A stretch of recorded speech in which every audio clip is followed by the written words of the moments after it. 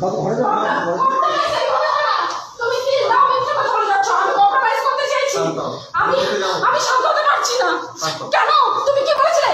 Facebook friend. এটা তোমার Facebook? এটা তোমার ফেসবুক ফ্রেন্ড? এই বাচ্চাটা বলতে গেছে আমার বাচ্চা কি হবে?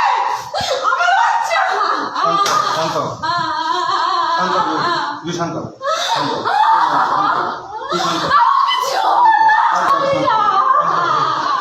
আজকে কত টাকা খরচা করে আমি এখানে লোকের থেকে হাসপাতালে টাকা নিয়ে আমি আসছি।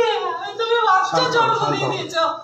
এই জন্য তুমি আমাকে কিছুতেই ফেরাতে চাওনি। আমি রাগ করে বাবার বাড়ি গেছি। তুমি একে নিয়ে আমার বাড়িতে উঠিয়েছিলে। কি বলেছিলে?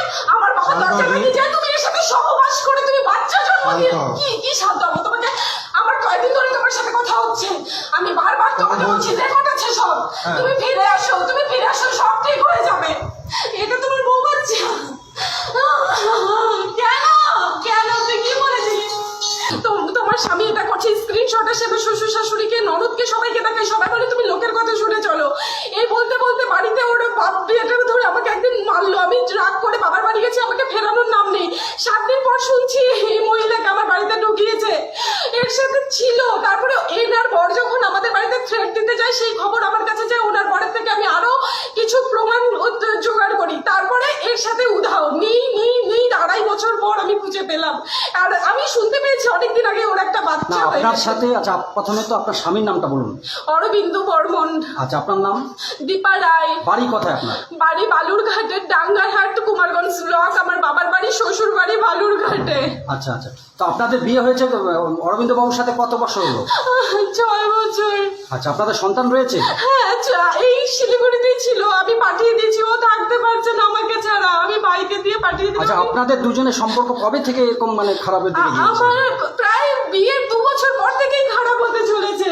আচ্ছা, 2 বছর পর কি কারণ কি কারণ শুধু পরকীয়া, অন্য মেয়েদের কাছে যায়। এটাই আমি শুনতে পাই, আর আমি এটা মেনে নিতে পারি না। আচ্ছা আচ্ছা আচ্ছা, এখন কি চাচ্ছেন আপনি? কি চলে করবেন যাচ্ছে কিন্তু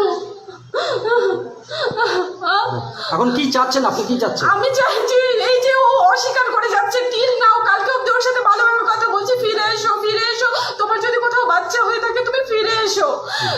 তখন ও বলছে কি না, আমি একা আছি, ভালো আছি, আমি ফিরে যাব না, আমি চেঞ্জ হয়ে গেছি। তো এই চেঞ্জ হওয়া হাতে নাতে আজকে ধরলাম। আপনারা দেখুন, আপনারাই বলুন।